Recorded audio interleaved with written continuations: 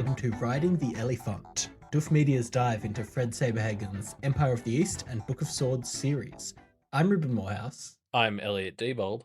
And this is a pilot for a new show that we're running as part of our pilot season. If you like this show and you'd like to see it continue, please leave your feedback on this pilot using the form in the show notes below. Thanks Funderfulness for donating for this pilot season episode. Now, speaking of pilots, Elliot, onto the show. I get that because we've made it just far enough in that I we'll can get to that in chapter joke. 6. So format note, we're going to be talking about the first book of Empire of the East, which is called The Broken Lands. We'll be talking about the first 6 chapters. I think it's about the first half of that book. Yes, which feels like a good chunk. So yeah, let's see how we go. Now, chapter 1 is an interesting chapter because in chapter 1 we're following this evil warlord named Ecumen, who we come to learn is this kind of conqueror who has conquered, the Broken Lands, which is okay. Let's just stop for a second here, shall we? What I feel like it's such a sad name to have called your place, and when you're a conqueror, and I found out it's called the Broken Lands, I was like, oh, he's just called it that because like he's come in and broken it, but that's just what it's called, and it's so depressing. Like, could you imagine living in a place that's called the Broken Lands and not being an oppressed people?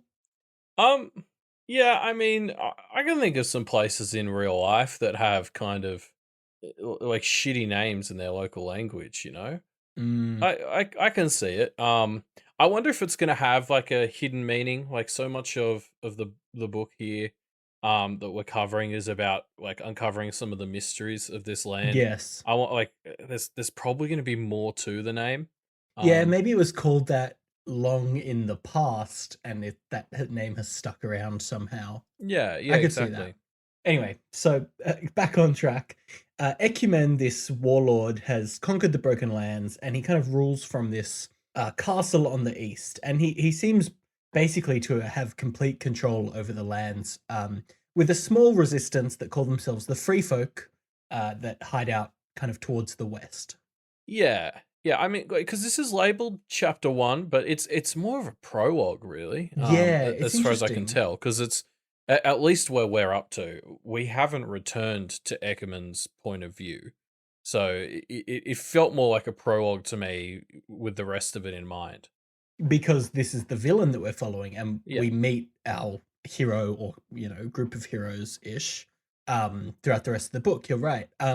But it's interesting, the fact that it's not flagged as a prologue, I think, makes it more effective, because you kind of really, you're not in the mindset of, oh, this is just a temporary thing and we'll get to the actual story in chapter 2. You're in the mind of, okay, this is the story, like this is the characters. I'm paying attention because this is apparently who I'm going to be following this whole thing. And you really do get into Ecumen's mind and stuff, right? Yeah. So I do like that it's not a prologue, because it feels like it's telling you to take it more seriously, if that makes sense. I do, because there is a tendency to gloss over details in prologues and assume that it will be clarified later. Yes. And so I guess to still sort of frame it as a bit of a prologue, I really like it as one, because like being in Eckermann's head allows us to kind of get this very broad strokes, high level understanding of the world. Yeah. He gives us little insights into this whole magic versus technology thing that we'll get into. He gives us the overview of the Broken Lands. As someone who's just come in and conquered it, it makes sense that he has this sort of high level understanding of the wider region and where it's all at politically, because that's actually his agenda. Yeah. I wonder whether, so we'll meet Rolf, who is our protagonist in the next chapter, but I'm interested to hear what you think about the fact that this doesn't just start with Rolf, who is a farmer boy, and it starts with Ecumen, who knows the world and gives us this kind of, synopsis of where the world is at, basically, just by the fact of his role in the story. I'm interested whether you think that's a positive or a negative, compared to the idea that it starts with Rolf and we uncover things like the magic and the technology as we get to them. I'm kind of unsure which I would prefer more. Yeah, because definitely, I think most of the stuff that's established here, that pertains to the wider world, has sort of been re-established for Rolf throughout the rest of Yes. what we've read. And I'm Yes. sure the rest of these specifics that come up between these wizards and the Eckermann's daughter and all that, that will probably also start to come together. Yeah. But for now, like you're right, most of what we see here kind of gets reestablished. But I think it was important to get me into the story that it did it all here. I'm not gonna lie, because like Rolf seemingly was an idiot before. Yeah, he's not the most engaging character at the start, is he? He's a bit of a I mean, I guess he's like yeah. a farm boy who lives on a remote farm. So like, of course, he's not Yes. exactly worldly. Yeah. And like I like slowly discovering alongside him all this stuff about technology and magic, I don't think would have gripped me the same way as like this fantastic scene of breaking down this wizard Yeah. really got me invested in what this world was and all the stuff with the technology. I think it was good to sort of like show your hand in this way Yeah. as an author. So I was like, whoa, this is really cool. And then we can sort of take a step back, meet Rolf, establish like him and his role, and then start to weave the world into it. But I was already hooked Yeah. on the world. Yeah, that's fair enough. I think you're right. I think I would have enjoyed it more if it was just Rolf, but I probably would have bounced off it a bit harder, just coming in as it's Rolf the farm boy's story to start with. Yeah, exactly. And I'm sure we'll talk about some of that stuff next chapter. Yes. But I also think that the thing that this prologue, I'm just gonna keep calling You it can't that. just keep calling it a prologue. It's chapter 1, Yeah. Elliot. Okay. I think the other thing that chapter one really does is it starts setting that time frame. Like here we learn Eckermann's daughter's getting married, and that's basically the time he's really worried about because that's when the resistance could act to really hurt him. And so you're immediately like, okay, because there's no I don't think there's any delusion that this is the good guy, even when you start the story. Like you already Yeah. know that he's the baddie. Yeah, he's like torturing somebody, so you're kind of like, all right, I get what the tone of this is. Yeah, and he like is sort of openly the conqueror working for the distant empire of the east. And you're like, okay, Yes. so he's the baddie. And so then you're like, okay, so now we know that the resistance, and that's the other thing, resistances are never the baddies. Yeah, I can't think of a single time where someone's talked about, oh, we've got to quash the resistance, and it hasn't just been like they're going to be our protagonists. Yeah, I helped Matt do a book club last year for the Black Company. This book reminded me like a fair chunk of the Black Company. And in that, the resistances are the bad guys in the sense that they're against the protagonists. But I think one of the things about the Black Company was the protagonists weren't necessarily the good guys. Yeah. Um, but yeah, anyway, so this chapter really does a good job of saying, hey, the resistance is going to strike. It's going to be at this upcoming wedding, and so instantly when we flick back to Rolf, we have this sense of, well, we know things are going to move towards this wedding fairly Yeah. soon. So there's not Yeah. that aimless sort of like, oh, is he going to spend 4 years training to learn weapons, as he kind of hints at some point. It's like, no, there's this wedding coming up. It's gonna move at a Yeah. good pace. There's no time for a training montage. Yeah, exactly. Yeah, so the chapter is us following Ecumen as his two kind of wizards, his second in commandy kind of group, whose names are Elslud and Zarf, which great wizard names. They battle this captive that they've taken, who is seemingly a high-ranking member of the Free Folk Resistance. They eventually manage to kind of subdue and kill him, but he delivers this final line of prophecy towards them. Yeah, and so okay, I guess we get our first look at the magic of this world, and Yeah. I want to start talking about that because like I kind of like the I don't know if subtlety is the right word because it's also Mm. grandiose, but not in a like boomy explosion kind of grandiose way. It's almost kind of cosmically powerful. Mm. Like the whole scene is kind of Eckerman notes if you didn't know about magic, you might just think it was three old guys standing in a room. Standing silently, yeah, totally. But actually, it's like this cacophony of magic going off, and there are like these little signs where suddenly the roof seems to grow like 100 times bigger, Yeah. in a way that doesn't like make sense to Eckerman. Yes. So, like, I loved that as a way of like, this isn't magic where we're gonna, who can throw the biggest fireball at the other person. It's this kind of very soft magic that we don't understand like in that way, but it's not showy. It's just kind of like, and then weird shit happens because that Yeah. it's very mystical magic. I want to talk about how it's really interesting to me that Ecumen doesn't seem to have any magic power, like, and yet he is this conqueror. I found that a really interesting dynamic of. I'm really excited to see more of Ecumen and see the side of him that led him to be this powerful conqueror, and have two wizards who are clearly like incredibly powerful, so subservient to him. Like, what is the degree of power of like, um charismatic power that he possesses that allows him to be in that position? I'm really fascinated by it. Yeah, because even he hints that it's like his power comes from what the Empire has given him. And of course, that Yes. just sort of leads you to ask, so what's the deal there? Like, why have they chosen him? Why has this still led him to be in a position where wizards who, like, he kind of openly admits could just kill him with a flick of their wrists if they wanted to? Like, Yeah. and yet they will just act subservient to him. And even that, like, they're threatened by him actively, despite the Yes, fact exactly. he seemingly couldn't directly hurt them himself. Um, Yes. That's a fascinating dynamic to me. yeah, and of course, we obviously learn they're not completely, good naturedly subservient to him. Is it Zarf who is Mm. trying to cast love spells on Eckermann's daughter or something? Um, Yeah. but A there's an great detail to be dropped. The fact that Zarf has kind of tried a few times to manipulate the situation to have Ecumen's daughter fall in love with him, and it just has never really worked.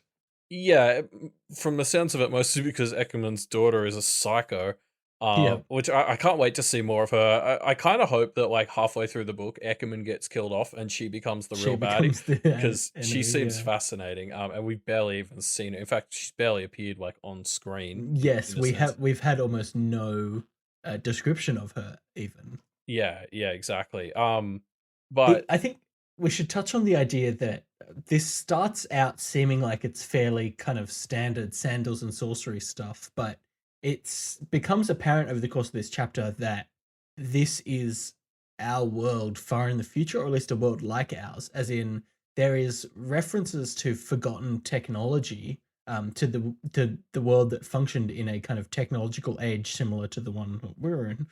And this is like something that is kind of mystical and magical to the people who can do actual magic in this world. yeah, I want to talk about this a Yeah. bunch throughout the episode. I think because this was the part that really gripped me into the story. Like Yes. when I was reading this chapter, I was like, okay, this is what sucked me into the world, and like this was what I was talking about before. Like when the prologue established the wider world. If you didn't have this in chapter one, I don't know how excited I would have been to continue. Um, Mm. I think the idea of technology and magic coexisting isn't a super unique one, but at least for me, I've never seen anything else do this really cool idea of like the way that technology has been discarded and is now treated as this like, well, it's treated like we treat magic. Like it just the way Yes. Eckerman refers to technology is like, no, we live in a civilized world. We don't believe in such ridiculous things as technology. And Yeah. like you just read that and you're like, what? Yeah, definitely. Yeah, it is. It's like the way we would think of magic today is the way they think of technology, and Yeah. it's such an interesting vibe. And we'll see this come to fruition later on in the chapters we're discussing. But I do think it's a very interesting part of the world, and one that I'm excited to see manifest more. Yeah, and it instantly opens up so many questions in your mind. Like, where did the technology go? Why has it become so unfathomable? Um, Yeah, y- yeah, and like again, it starts to make you question. I think like the validity or whatever of the Eckerman and his wizards. Like just this sense of like them being afraid of and thinking technology is lunacy. At least to me, I was like, well, no, they're the lunatics because technology makes sense and magic is magic. And I mean, maybe that's the point. Like, I'm really interested to see as the story keeps going how magic and technology start to play off each other and what the story might want to say about how they compare or yeah. whatever. Because yeah, like I think entirely inverting the dynamic of them was such an interesting way to open it, and I can't wait to see what is said by the end of the story about them. Yeah, yeah, that's definitely an interesting thing to keep a pin in. I think the last thing I want to talk about with chapter one is just we meet this frog familiar who doesn't have any lines or anything, but it's Zarf's familiar, right? Or is it Elslud's? I can't remember, but um, one of them has a frog familiar, and it's so charismatic, even though it has no lines and does nothing. Doesn't I it? just want more of this frog. Isn't it the one that goes and inspects the body and says that there's nothing to learn from the body? No, I I think it think does speak. it does it, or is that Zahaf himself? I'm not sure. I just Hmm. remember it kind of shying away at one point of the fight and then being more like interested when the wizard is dead and trying Yeah. to like poke around at the body. And I'm just like, what is this frog? It's so awesome. Yeah, like we haven't seen any other familiars or anything in the story. Like Yes. so far, the magic system is extremely soft because we've only been in the heads of people who barely understand it. Yeah. I hope we get to see more of familiars. I mean, we're just coming from Pact, which I guess spoilers for Pact if you haven't listened to us cover it. It Yeah. has familiars in it, and they were some of the best things in Pact. So, Yes. keen to see more of them. Yeah, totally. Let's move on to chapter 2, shall we? Yeah. So in chapter 2, we meet Rolf. He is kind of a very traditional farm boy, like slash junior Yeah. hero I've written here.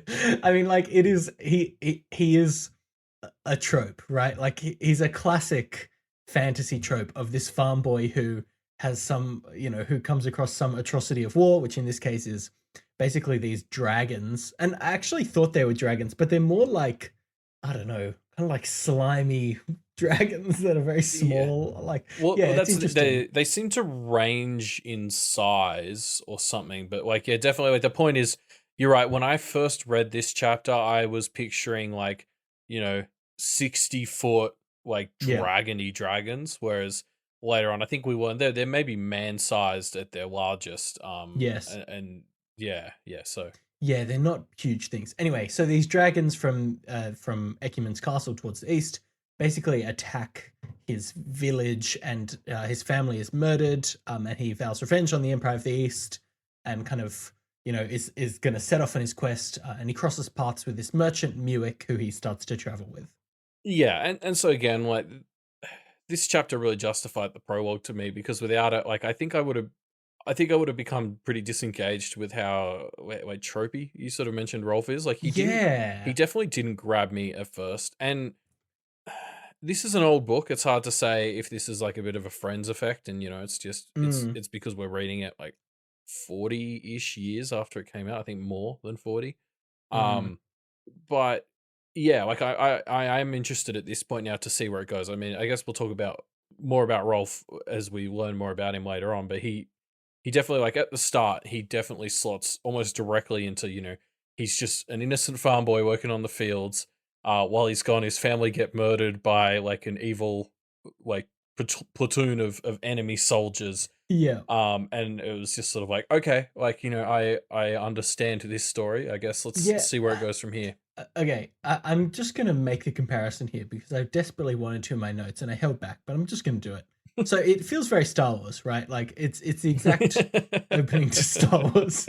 Um, and it's interesting to me because I think about this and how tropey it is, and I think to myself, this must have been what Star Wars felt like for the people who, like, when Star Wars was coming out. Like, looking at this and looking at the story as it's starting to play out, can you imagine? It makes me respect things like and spoilers for Star Wars here, like Darth Vader turning out to be Luke's father. That twist has always just kind of been a meme because it's like the Yeah. most famous twist ever, right? But thinking on this now and applying it to this lens of like, okay, I'm 6 chapters into this story, and we've got this farm boy who is like a nobody, and the story works so well because he's not a chosen one in any way. What a twist it would be if he was like Ecumen's nephew or something going forward. I can kind of respect that a bit more now, and it actually makes me enjoy this story for its simplicity more than I did when I first read it, thinking back on it. Yeah, it'll be interesting to see where we go with Rolf because I mean, he's the protagonist, so there's going to have to be Yes. something, but it will, whether that's any divine birth powers or whether it's just him, I guess we'll see. Yeah, Um, I kind of love how shit he is so far, though. Like, okay, maybe let's continue a bit before we talk on this, yeah, because the next thing that happens is he kind of starts traveling with Muick, and they're stopped by soldiers just kind of performing a routine search. And Rolf kind of flips out, and justifiably, I guess, because he's just seen his family get murdered. he hulks out and he flies into a rage and is almost certainly going to be murdered. But Muick reveals that he's got some kind of magical prowess, and they defeat the soldiers before they kind of run to Muick's allies who are in the resistance. But the thing I want to talk about here is Rolf, for most of this chapter, is kind of shit. Like, he's bad. He's not a hero, right? He's by no means a hero, and I quite like that. Yeah, I mean, he's very much the farm boy part of the traditional farm boys hero trope. He's not heroic. No. He doesn't really. He, like, later on, he volunteers for a mission, but he doesn't really do it out of any sense of heroism. I don't think it's most it's to impress a girl. Yeah, or to get revenge, right? No, but yeah, he's not that farm boy who's secretly been training with his sword out the back whenever he got the chance. Yes, like he is just a shepherd. Oh no, he was plowing fields, so he is just a plowboy.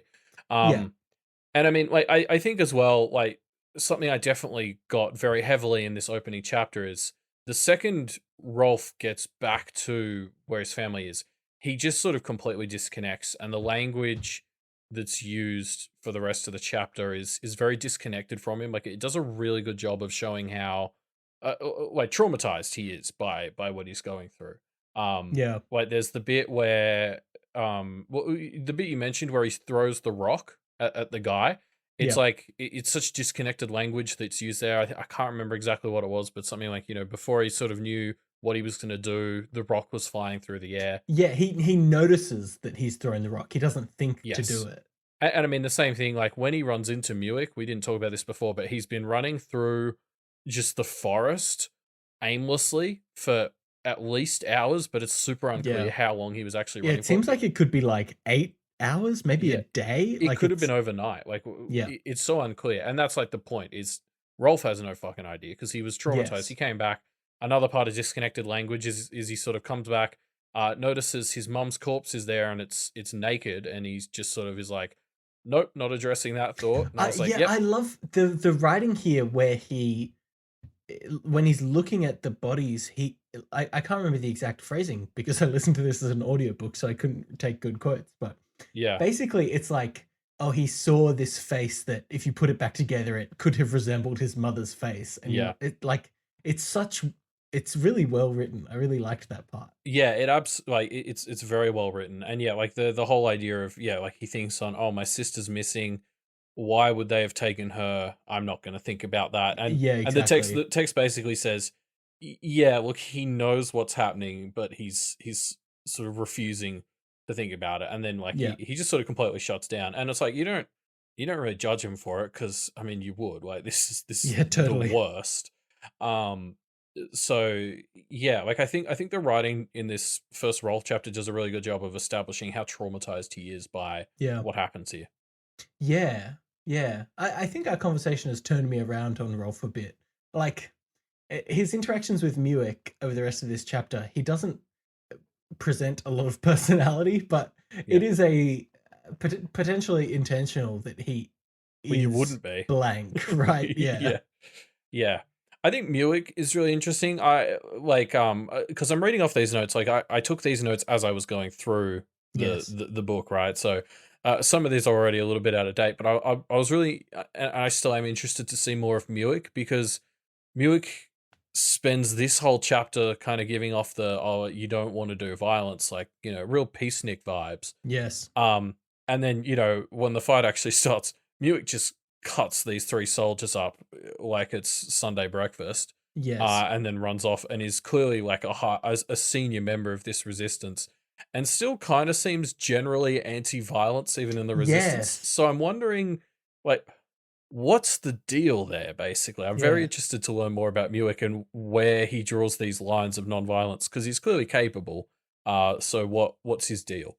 Yeah, I mean, it seems like he will defend himself with the fullest of his abilities, but he won't ever seek to instigate any violence.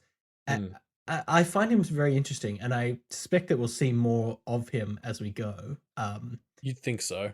Yes, so I'm just, I'm very interested to see what happens with Muick in the future. Yeah, me too. And Muick practices a different kind of magic, which is he seems to have a supply of magical artifacts that he deftly uses to take down these soldiers, which again is very interesting to me, and I want to see more of it. So we'll see. Yeah, like seeing more of this magic. The more we see this magic system, the more I'm torn on whether I want to learn more about how it works.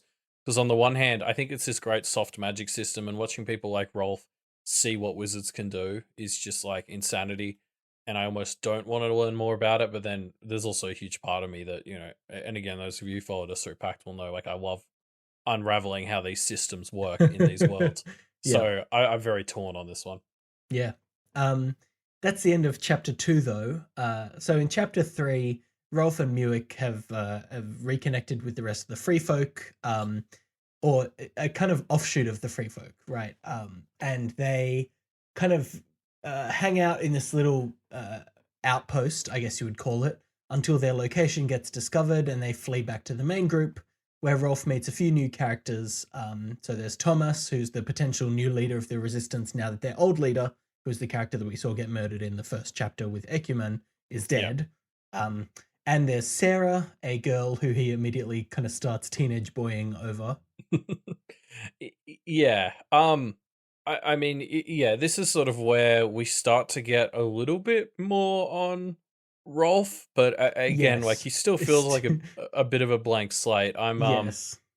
Yeah, I guess again, I'm wondering how much of this is a Friends sort of situation where it's just it's been done so much since then, but it may have been slightly more novel at the time. I'm not familiar enough with books from back here. It's weird, isn't it? Because I agree. Like, I've written in my notes that Rolf just isn't gripping me that much, but the book is obviously well written and well thought out to quite a high degree, and so there's like a level of trust that I'm willing to extend here that these characters will take off more as they get beyond the very obvious kind of beginnings of them. It's kind of like if it was blandly written or an uninteresting setting, I would extend it a lot less trust in the fact that Rolf is a bit of a bland protagonist. But I mean, even towards the later chapters that we talk about, he starts getting a bit more life. So I can already start to see it kind of paying off that this is that Saberhagen is a writer who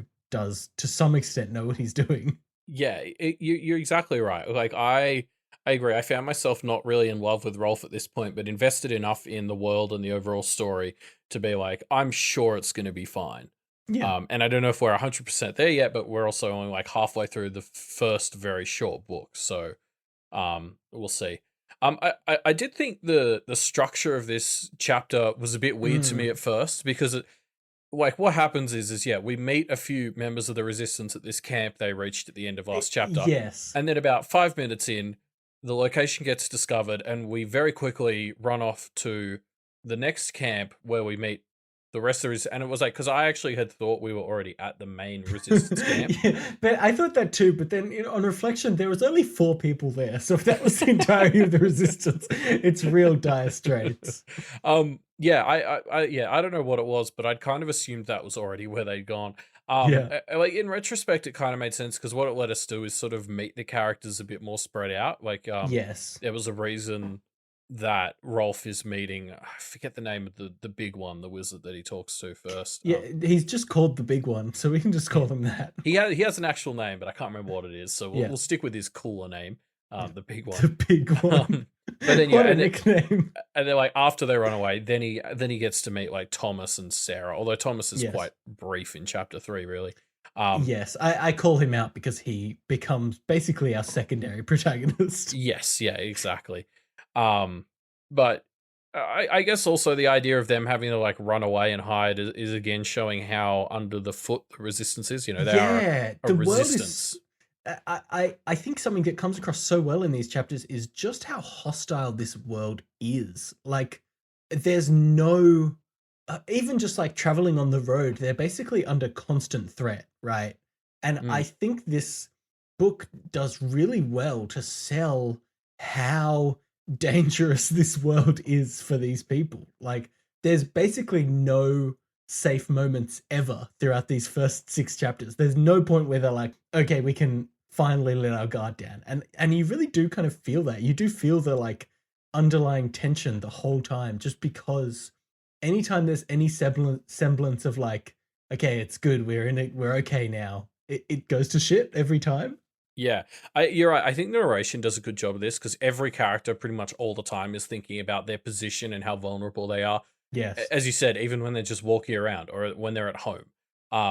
Like we're about to see Thomas and Rolf go camping and like basically cram themselves under a rock for like a whole day, because the skies have those dragons that work for the east. Yep. So basically, all throughout the day, you have to be wary of whether you can be seen in the sky, which is Yep. insane. And that's why they work out of like a shitty swamp in the resistance because the dragons can't see them through the trees.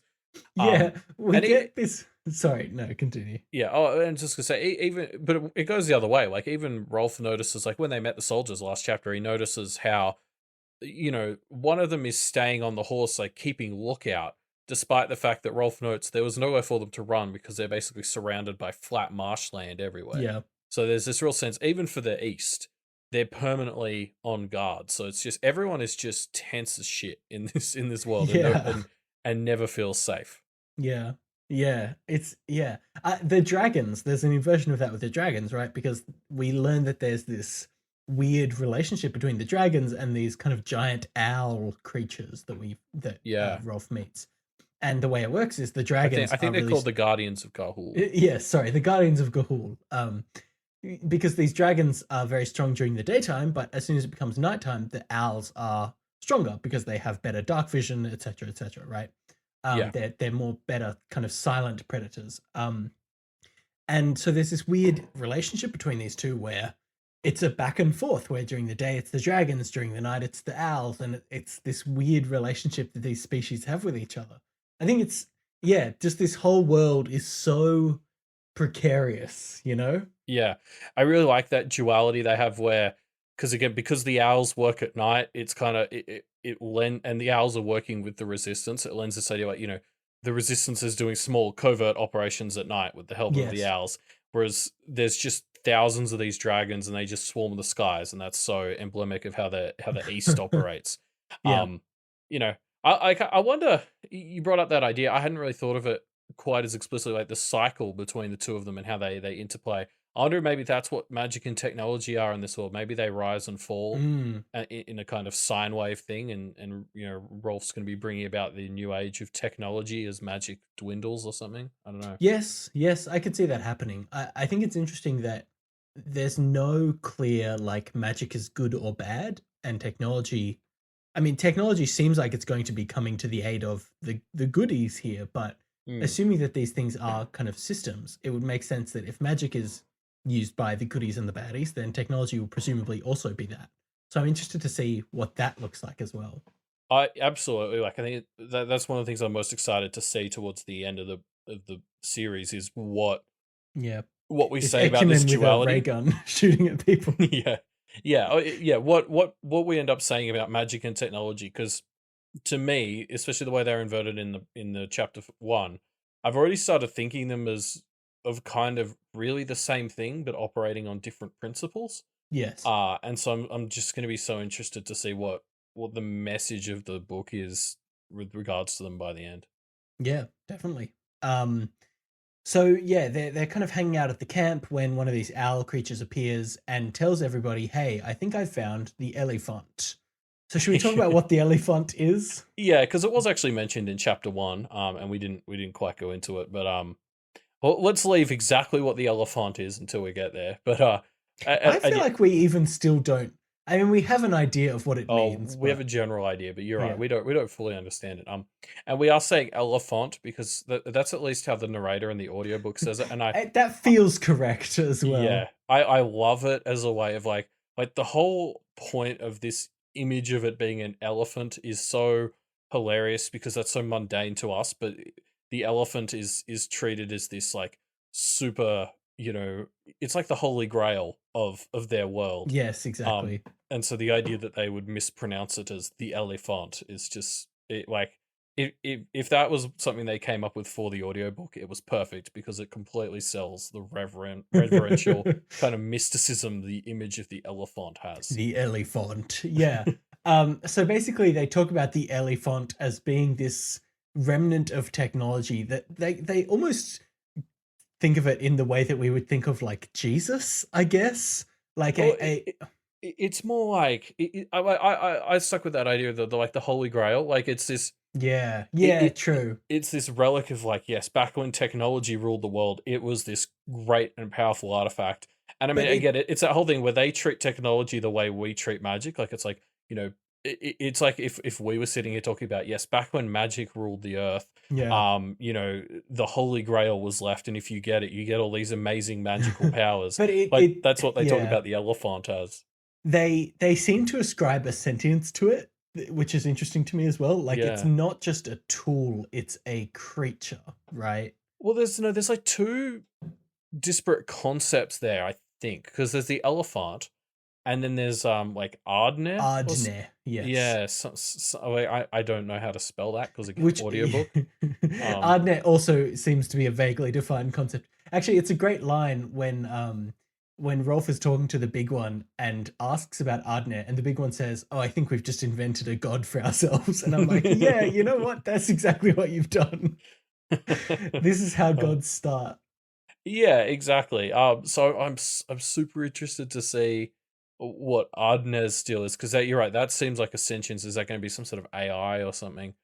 Yeah, Um, but like I also just love the idea of like the elephant being the symbol of technology as well. Just made no sense to me because I'm sitting here and I'm like, well, no, elephants are just animals. They're not even technology. That's just an animal. yeah, Like it's like the symbol of like magic being like a coin or something, like yeah. it's just an everyday thing. It's just I a mean, thing. Yeah, I get, but then at the same time, when you take that step back and you're like, well, in this world, elephants no longer exist as the animal, you're sort of like, oh, well, okay. I mean, we kind of already do that with mammoths, so we still have everyday elephants, but like yeah, mammoths are this like big, powerful symbol. And of course, we learn a bit more about what the elephant is later, and it totally fits with the imagery of an elephant.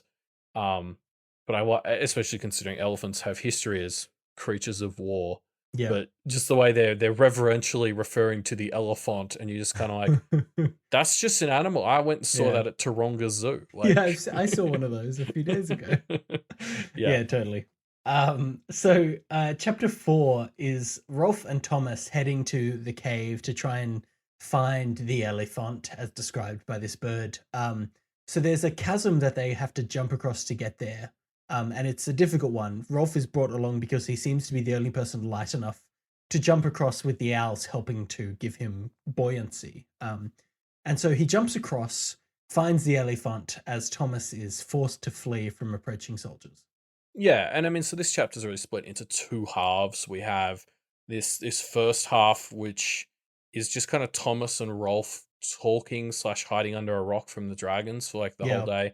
yeah, And Thomas pulls out one of the most prized possessions of the Resistance, which is this lost relic from the age of technology, which I think we would refer to as binoculars. yeah. Um, I I love, love the way they were described, though, yeah, right? Like, it's so great, and the way Rolf's just like, oh, but come on, there has to be magic. That's how it's making my eyes get closer to the thing, right? It's yeah, it's moving my eyes with magic, and Thomas is like, no, they said they couldn't find any magic in there, and Rolf's just like, that makes no sense, and like again, it's that fun. Like this story's having so much fun with that inversion of the way they think of magic and technology, because it is fun, right? That is just fun. Um, yeah, and I mean, again, it's maybe a little bit on the nose, but we already start to see that Rolf has this kind of affinity for technology with the way Mm, he very quickly kind of picks up the binoculars and like plays with them and just falls in love yeah, with them. yeah. I think that's going to be a driving force for Rolf moving forward. Is he's clearly a technophile. Yes, I think so. It seems like he's gonna get technology pretty quickly, right? Yeah, exactly. Yeah, it's interesting. So the other thing that happens while they're kind of chilling here is they see a patrol going past with prisoners, and they recognize one of the prisoners is Sarah, from the camp that they were just at. And it contributes to this idea that this world is just hostile constantly. Like the fact that just this random thing like Sarah has just been captured and it seemingly serves no plot purpose yet. I mean, they're not going to be able to rescue her, at least not so far, right? They Yeah. just don't have the ability to do that. It just helps. It isn't for the plot. It's just to set the atmosphere of this world is hostile, and that's just the underlying tension of the world is you might just get captured. Yeah, well, I mean, that's the thing. He's like, yeah, they have Sarah, and Thomas is just sort of like, well, they didn't have the rest of the camp, so I guess she went too far from camp and she got, and Yeah, I guess that sucks. Is basically yeah, his reaction. He's like, sucks to suck. yeah, Um, exactly. so yeah, like, and again, like that's kind of a recurring thing because at the end of this chapter, we don't quite know if that was Sarah or what her fate might be. Yeah, Meanwhile, Thomas's fate is unknown to us and to Rolf at the end of this chapter. yeah, Uh, there's like a lot more of that. Like it's part of that tension is like us and to us to an extent, but everyone else in the book never really has any fucking idea where anyone else is or whether they're safe. We don't know what's happened to the birds at this yeah. point. Man, can you imagine before mobile phones? This is just what it was like, Elliot. Yeah, exactly. But also in a world where people died all the time, Yeah, or get captured. So yeah, like I think it's that extra tension of just these characters and often us don't know if people are okay, like so much of the time. yeah. Like and we're gonna see that in a bit when Rolf makes his way back to the resistance at the end of what we're covering here. Yeah, totally. Yeah, we'll have to see. Yeah, it's a very hostile, gross, slimy kind of world. Yeah, yeah. Um, so should we talk about chapter 5? Yeah, I guess one thing before we jump into chapter 5 is that like we start to talk a bit about the West here. Mm. And we heard about it somewhere else, but again, that's going to be another interesting thing to learn more about. Like the West is something that's barely been touched on compared to the East. I mean, the book is called The Yes. Empire of the East. We learn Um, that there are more like other kind of allied places towards the west that haven't helped out really with this invasion from the east. well, they seem to be helping out, but not as proactively as they could be. Yeah, Is the or vibe I they're kind get? of dealing with their own shit, maybe. Yeah, yeah, I guess we'll see. I mean, the way they're talked about implies a sort of unity to the West that is maybe just like a bit self-protective and is not really willing to help the Broken Lands as much. I don't know. Like, I'll be interested to learn more about the West and what they represent because yeah, it would seem a bit simplistic to me to learn that the West is just the goodies.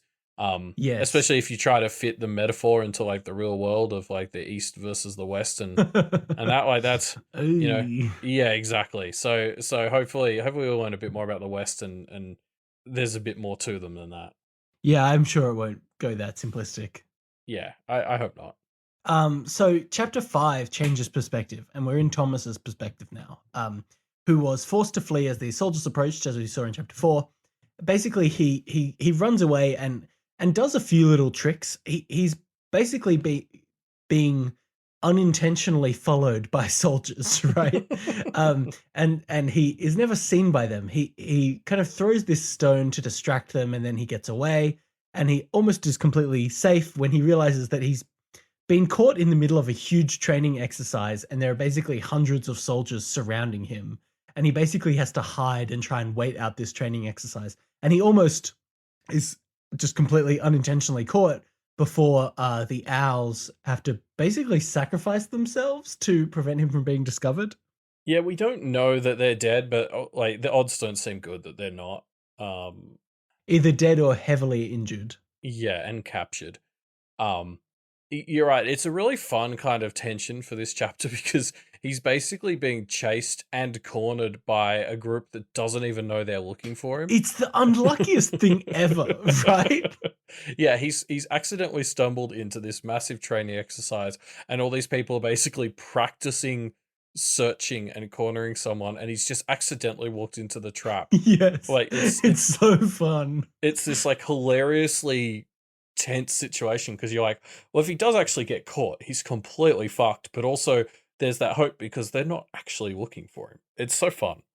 Yeah, it's such a weird dynamic, but it is a very fun premise for a chapter.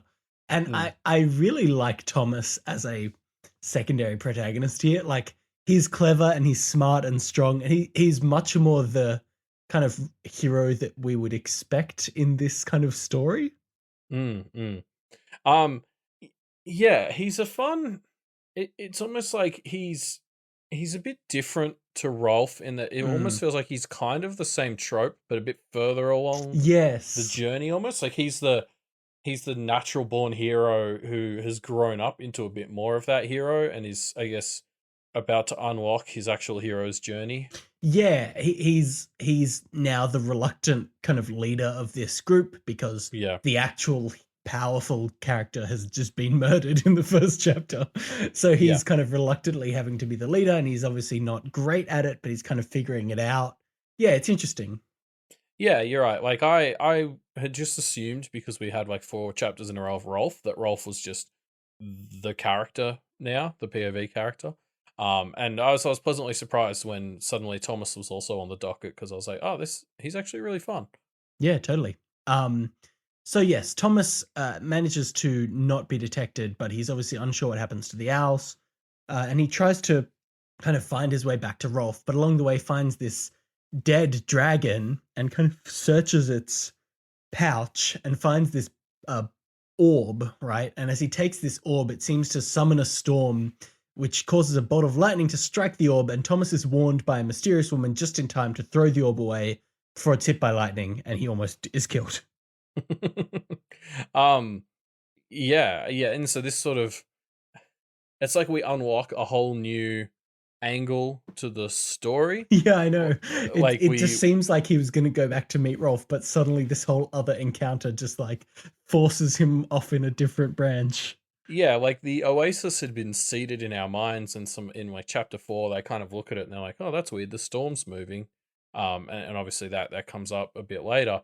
But like, yeah, it's kind of like everything that had been established in just the main area, the Broken Lands, and with the Ecumen and a current branch of the Resistance. It was just like, just as you start to feel like you've got an idea of the moving pieces in this current story, suddenly Thomas just gets yanked into this whole new aspect of it, and we're gonna head out into the Oasis now, I suppose.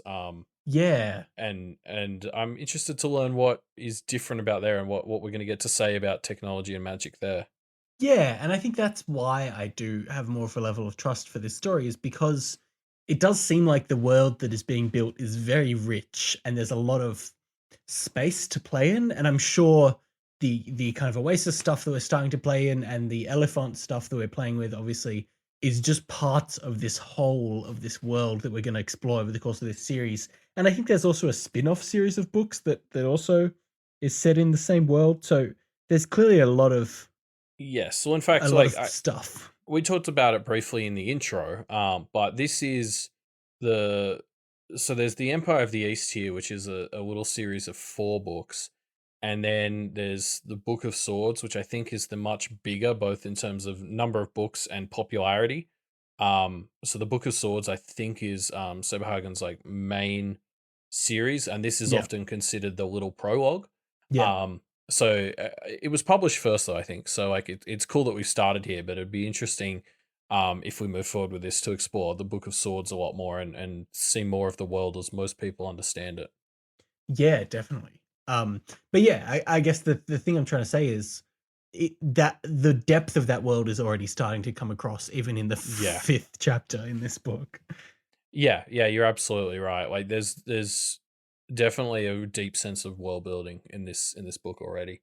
Yeah. So chapter 6 is Rolf waking the elephant. And we see almost immediately that it's some kind of high-tech tank.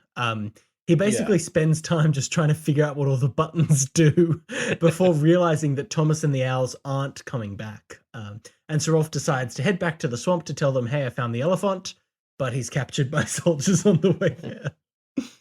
yeah. And so this was like, oh, of course, elephant. It's a tank like that. That makes a lot of sense. I mean, tanks versus magic is going to be. I'm kind of keen Yeah, for I that. Not know, gonna right? lie. It's like that part in The Last Airbender where the Earthbender tanks storm the Firebender beach, but I'm excited for more of that shit.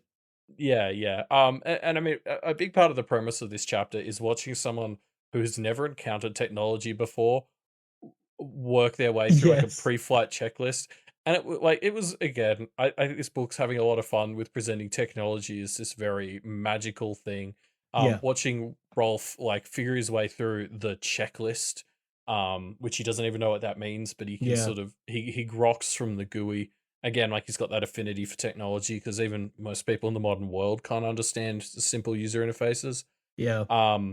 Although, yeah, to be honest, I don't think I could start up a tank. If you left me alone in a tank right now and was like, it told me to get it Yeah, started, turn it on and try turning it in a circle, which is basically what Rolf does. yeah, I don't think I'd succeed.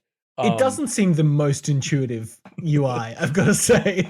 Like yeah, I was, maybe it's just because we're seeing it, through Rolf's lens, but I was struggling to understand what half of the things he was doing actually were.